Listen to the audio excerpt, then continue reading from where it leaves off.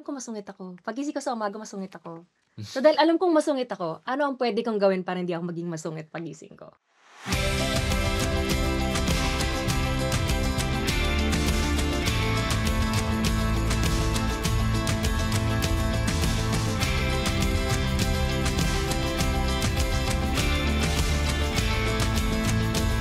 Welcome to Unifest Talks. In the professional world, everyone is expecting you to use a blueprint for success. But the biggest wins are usually found outside the lines. How do you commit to your ideas when everyone around you is telling you to stay within the lines? Welcome to Unifest Talks. We interview leaders who built their own unique path of success and growth.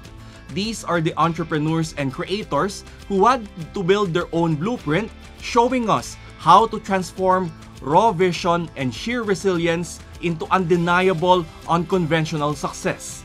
We focus on the wisdom gained from staying in the process, not just the final result. This episode of Unifest Talks is brought to you by HKB Digital, our partner who believes that intentional endurance is the key to lasting success. Visit unifest.com to learn more about our partners and how they support you, the next generation of global co-creators, towards a better life. It's time to manifest the best version of you. Time to learn the art of intentional endurance. Welcome to Unifest Talks. I'm your host, Rex Remitio. And if you've ever felt like your journey doesn't look like anyone else's on social media, you are exactly where you need to be. My guest today is a professional makeup artist, a writer, and content creator who champions beauty as a tool for self-confidence and intentional endurance, blending her 20 years of industry expertise with her background and passion in theater. Let's welcome Ara Fernando. Welcome to the show, Ara. Thank you for having me here. So in the first place, how does the intentional process of a makeup artistry help transform a person and in turn the world? Thank you for that wonderful question. No, yung intentional kasi, a lot of people think na, okay, I'm going somewhere, I'll intentionally put makeup on. 'Di ba? Parang, dahil may pupuntahan, ay magme-makeup ako, yun na yung intention. But usually, for me, ang intention ay, bakit ba ako maglalagay in the first place? Hindi lang dahil sa event. How do I want people to see me? How do I want to affect other people? So it's deeper than just, kailangan ko kasi itong gawin. So intentional is all about what you want to exude and what message you want to bring to the world. Ganon siya. So pag naglalagay ako ng makeup sa ibang tao, it's always, oh, so anong gusto mong feeling nila pag nakita ka nila? Or anong gusto mong maramdaman nila kapag pumasok ka sa isang kwarto? So doon ko i-adjust yung makeup na gagawin ko sa kanila. Can you give us example so that we can talagang imagine, for example, if this client ganito ang gusto niya, ganitong ginagawa mo makeup, pagkapag ganito, ganitong makeup. Oh, sige, ganito. For example, when I was starting, nag-start ako 25 years old ako, so magpo-45 na ako. Anyways, nag-start ako ng 25 at ang isa sa mga unang trabaho ko ay mag-train ng makeup sa mga manager ng mga bangko. So, Wow. frontliners yon, di ba? Front people, ganyan. Sila yung humaharap sa mga tao, tapos mga manager. So, parang, syempre, intimidating for a 25-year-old fresh grad, di ba, na, paano ko to gagawin? So, doon ko natutunan na, okay, it's all about how you do your own makeup. Kasi once you see yourself as respectable, kahit 6 months of experience pa lang ako ng time na yun, kailangan magmukha akong expert ako sa ginagawa ko, diba? So, it has to be polished. Ano yung itsura na kailangan meron? For example, kailangan yung face mo, para mas ma-appreciate ka ng mga tao, kailangan round yung face shape mo. Parang oval. Wow. Kasi without the sharp edges, friendly ka. Mga manager yung gagawin ko. So, kailangan sharp. Kailangan harsh. So, ang ginagawa ko palagi, stronger eyebrows para magmukhang, ay, mas serious person. Kapal yung kilay ko. So, mag-focus sila sa face ko.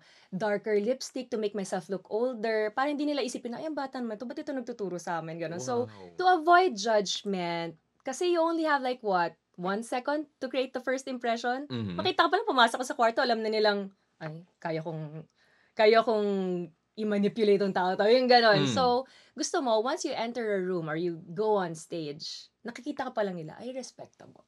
Mhm. Ganon. So, you adjust your hair, style, you adjust your makeup, the colors that you choose, yung outfit na susuotin mo, lahat yan, they work together to create a certain look. How about sa other clients mo? For example, if they will be presenting or having a talk, ganyan, ano naman usually yung ina-apply mo sa kanila?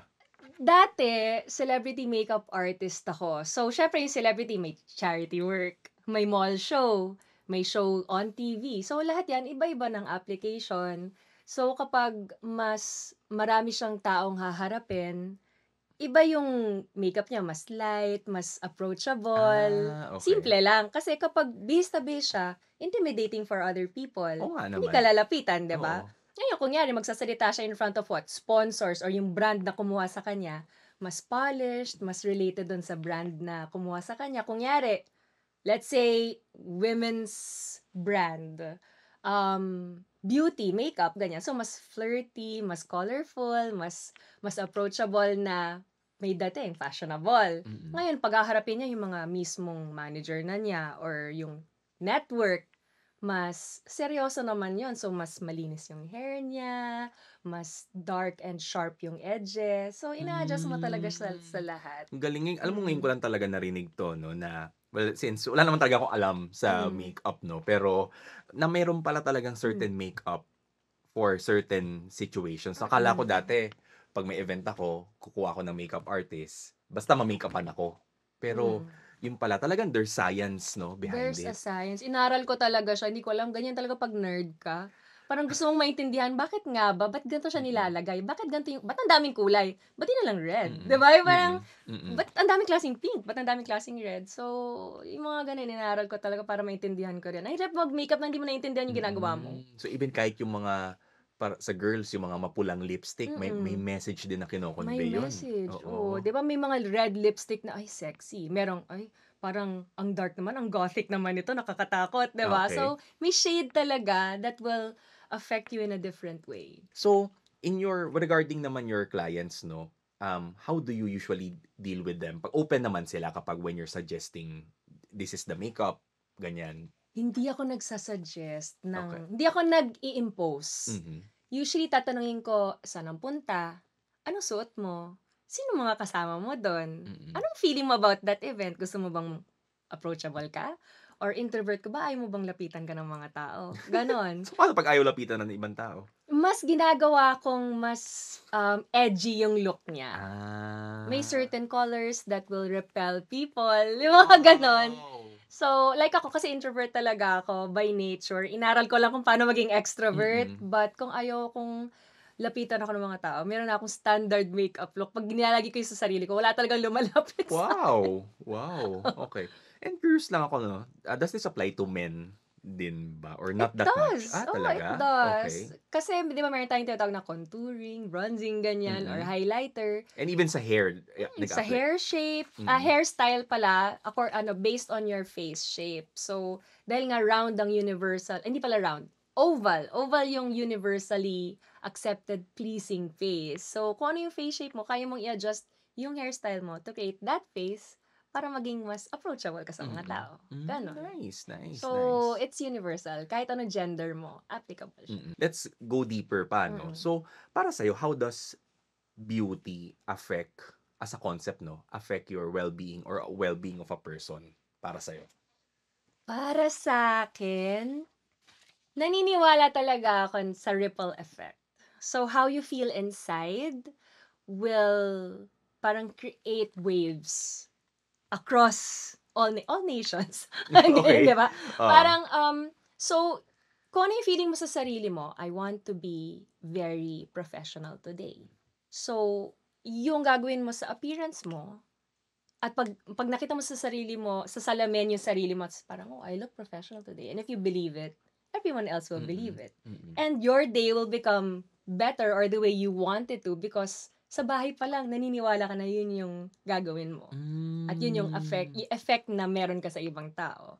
So, parang smile and the world smiles with you.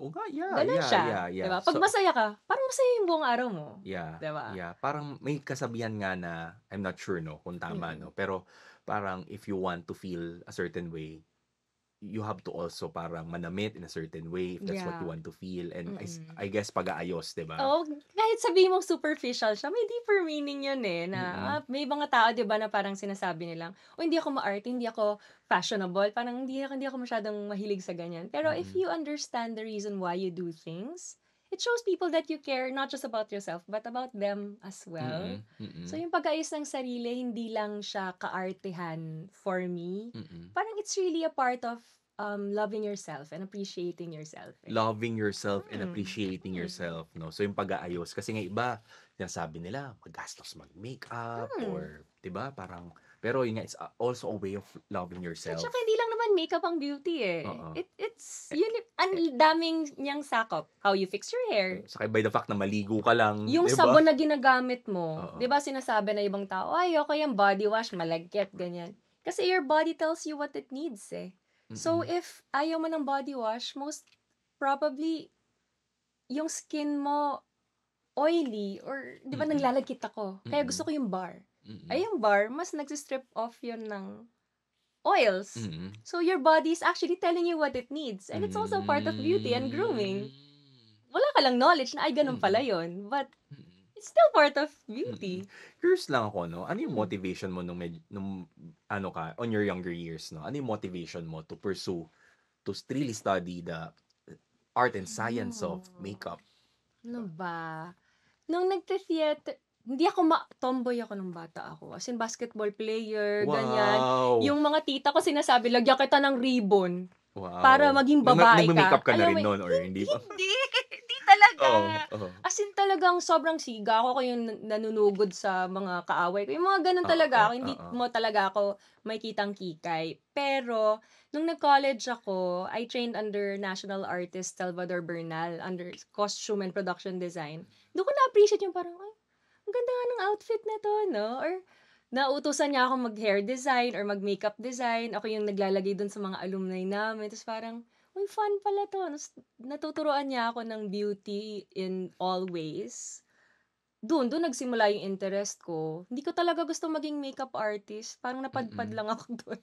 Na-enjoy mo talaga yung Yeah, process, 'no? na-enjoy ko siya. Nung una dapat magiging production designer ako, so I was supposed to study in Central Saint Martins in London. Pero na-realize ko na yung production design, costume design parang too tedious. Yung makeup parang konting gano'n mo lang, it affects everything already. 'Di Oo. ba, yung costume design de-design mo pa, Mm, tatahiin pa bago mm, magkaroon ng effect. Pero yung makeup, ilagay mo lang wala pang 10 minutes, may effect na. So parang mas gusto ko yun. hmm. Instant change talaga in a Mm. person That's why kapag nakita nga nag-makeup namin ka. sa TikTok mo, 'di ba, you can do certain looks talaga na yun Mm, talaga yung pang theater talaga. Can you tell us more mm. about it? Anong klaseng mga makeup usually ba? Parang yung isa nakita ko is a horror, pero what Hmm, else ba ang favorite ko yung Halloween looks, eh, kasi mm, very challenging, 'di ba? Pero in theater naman ang daming klase ng makeup na ginagawa namin. Merong yung regular lang, yung small intimate theater. Habang lumalaki yung theater mas nagiging iba yung makeup design. So, wala siyang rules, ano talaga siya, very creative process siya. mhm, Hindi siya yung standard. So, yun yung pinaka na-enjoy ko. Every day hmm, is a new job. okey. Hindi siya routine. So how do you blend your passion naman for makeup, theater, lalo na sa content creation mo? For me, everything that I do is a performance. Okey. From conceptualization, pinaplano ko siya, pero 'pag in-execute ko siya, para pa rin akong actor. So, kahit hindi ako active sa theater as an actor, kunyari yung social media ko, yun yung stage ko. So, lahat yung Hmm. pinaplano, hindi lang siya random na, So kailangang "Ay, may iplano, magandang oo. background." Eto ako, yung parang hindi bihirang-bihira ako mag-random post kasi madalas planado siya na, "I want to convey this message, ito yung gagawin ko." Hmm. Minsan may shot list pa ako. Kasi 'di ba may production Yeah, background ako, eh. So, yeah. shot list, kung aling products yung gagamitin. Mm, So, talagang performance siya, full kahit 1 minute video lang yun, may careful planning and execution siya. Saka For talagang me. intentional, 'di ba? Yeah. Kasi yung iba nga, 'di ba, 'pag nag-shoot sila, I mean, nothing wrong naman, pero biglaan, kung saan Walang mapadpad. exciting sa buhay ko kaya kailangan pinaplano siya. Okay. I create my own excitement. Oo. Yeah, Gano'n. yeah, and what you're doing are actually exciting things, based Mm. on what we saw dun sa TikTok mo, 'no? And ano naman, what sustains your energy and output across various creative roles dito? Puro Um, ang alam mo sobrang prone to burnout yung trabaho namin. can you tell us more about Kasi that? it's so dynamic, eh, parang 'pag hindi ka nagkaroon ng disiplina, puwedeng wala kang day off. Puwedeng buong araw ma-realize mo 3 AM na nagso-shoot ka pa rin, nag-e-edit ka pa rin, yung gano'n. Ang daling ma anong tawag, malulong Hmm. sa mismong job kasi it's fun, eh. So, para ka ng naglalaro habang nagtatrabaho. But, Hmm. ang pinakaimportante kasi self-awareness. Like, alam mo kung hanggang dito lang, ito lang yung kaya mo. Alam mo yung number of hours of sleep na kailangan mo to be more productive. So, disiplina talaga siya and yung di ko alam kasi baka Catholic education ko lang 'to, yung parang passing on, your knowledge, leaving a legacy and yung yung gratefulness ko kasi sa path ko as an artist, hindi naman ako nakarating kung saan ako hindi ko puwedeng sabihing self-made ako kasi I had a lot of help. So, yung journey ko, alam ko may matutulungan ako ibang tao kapag tumulong din ako. Mhm. Kaya very intentional yung videos ko, yung the way I interact with people, kasi gusto kong mag-pass on ng blessing. Kasi Hmm. grateful din ako sa life ko. So, yun yung motivation ko. If I Mm. came this far because of other people, maybe I could be that person to them as well. So, And sa lahat ng ginawa mo in the past, 'no, ano yung mga paano mo siya nai-integrate lahat sa present na ginagawa mo ngayon? Tama ba, 'di ba, you're focused now on teaching? tapos na rin akong Okay. magturo sa Benilde. Ang focus mo ngayon? Ngayon ang focus ko ay ang dami kasi, eh, may theater kami. So, meron kaming, teatro meron, may play kami ngayon sa BGC. So, tuloy-tuloy 'yun kasi buo na rin yung mga season namin. I do content creation. I still do makeup on clients kahit mga 1 to 2 times a week kasi ang dami ko na rin iba pang ginagawa. Paano mo na-integrate yung Paano mga ko lahat ng na-integrate? natutunan mo dati sa Oh, sa present na focus oh, mo ngayon? mahirap mag-focus, so kailangan mag-focus. Okay. Totoo 'yan. Oh. Um I guess balance for me. Kailangan talaga ma-balance ko lahat para yung output ko 100% pa rin. Kasi lagi ako sinasabihan, "Jack of all trades but master of none." Mhm. Pero lagi ko sinasabi mama ko lagi nagsasabi yan, "Gumawa ka ng isang bagay, huwag ka na gumawa ng iba para magaling ka dun." Sabi ko, "Puwede naman ako maging magaling sa lahat, 'di ba?" Yeah, yeah, So, yeah. it's really thirst for knowledge, I think for me. Lagi kong inaaral, ano pa yung kulang ko dito? Aralin ko Mhm. 'to. Mhm. Parang, paano ko pa mapapaganda kunyari content creation ko, anong kulang? Hindi ako marunong mag-marketing, nag-aral ako ng marketing, Hmm. gano'n. Ano pang kulang ko? Hindi ako marunong mag-edit, aral ako editing, gano'n. Wow. So, kahit sa makeup, paano ko magpapabuti yung craft ko sa makeup? Aaral Mhm. ako color theory. Aral ako ng special effects para mapabongga ko pa yung ibang looks na ginagawa Mhm. ko, yung gano'n. So, it's all about getting all the knowledge that you can get para ma-execute mo ng tama yung kahit anong ginagawa mo. Kaya nagagawa ko lahat. Hmm. Nakakapagod lang. Oh, okay, okay. So, how do you manage na para hindi ka naman mapagod, ma-burnout? Boundary setting. Okay. Kasama sa self-care 'yan. Kailangan Hmm. set mo yung boundary. This week ganito lang, 2 makeup client lang. Kahit gusto mo tanggapin lahat, hanggang 2 lang talaga, Mhm. gano'n. Content creation, mag-edit ka hanggang 11 lang ha, yung gano'n. Nagse-set talaga ako sa sarili Setting ko. boundaries. Boundaries talaga, tsaka knowing your limits. 'Pag hindi na kaya, huwag mo na ipilit kahit people pleaser ka. Mhm. May hangganan talaga lahat ng bagay kaya Mhm. yun, very, very self-aware ako sa ganyan na, "Hindi, I should say no to this na kasi Mhm. 'pag na-burnout ako hindi ko mabibigay yung 100% ko." 'Di ba your ano nga, 'di ba, parang idea is that whatever you do about yourself, 'di ba, in Mm, terms of self-care, 'di ba, it influences how you feel, yeah, 'di ba? Yun yung, yes. nakukuha ko sa'yo, 'no? Mm. So, ano yung siguro tips mo sa mga, nakikinig sa'tin so that, just like what you do with your clients, 'di ba, that how it enhances their Mm. well-being, 'di ba? Siguro ano yung mga basic tips na puwede mong mai-share sa mga nakikinig sa'tin so that, by with self-care, they can also improve how they feel and how they look at the world? I think it's really self-awareness and self-acceptance. Okay. Alam naman natin walang perfect, di ba? Like ako, alam ko masungit ako. Pagising ko sa umaga, masungit ako. So dahil alam kong masungit ako, ano ang pwede kong gawin para hindi ako maging masungit pagising ko? Mhm. Nililista ko talaga yan eh. Kailangan tama yung tulog ko, kailangan tama yung kain ko. May tinatawag na state eh. Na pag Yeah. tama yung state mo, your day goes well. Mm. So kasama na dun yung skincare ko, ganyan. So as every person has their own perfect state when they wake up. Mm. So ako, gratitude, uy, nagising ako, thank you. Mhm. Thank you, nagising ako. So how do I want to affect the world? Intention. So gratefulness, intention, self-awareness. Anong kulang sa akin today? Anong hindi ko nagawa? Kasi gagawin ko na dito sa bahay para paglabas ko ready na ako. Mhm. Ganun. So intention, gratitude, self-awareness. Mm. Yun yung pinaka-importante for me. Nice. And pagdating naman sa pag-aayos, no? I mean, bakit mahalaga pa rin na mag-ayos? Kasi may ibang nagsasabi, 'di ba? Takes time or kaya maganda ka naman kahit wala kang makeup, may mga ganong kasabihan, 'di ba? Pero para sa bakit mahalaga pa rin na mag-ayos or mag-makeup para sa mga tao regardless of whatever setting they're going into? Para sa akin, importante talaga mag-ayos kasi no man is an island. Kahit sabihin mong, oh, maganda na ako, di ko na kailangan mag-ayos. But fixing yourself up shows people that you care about them. Punta ka sa date, wala na akong pakialam kasi maganda na naman ako kahit ano na lang yan.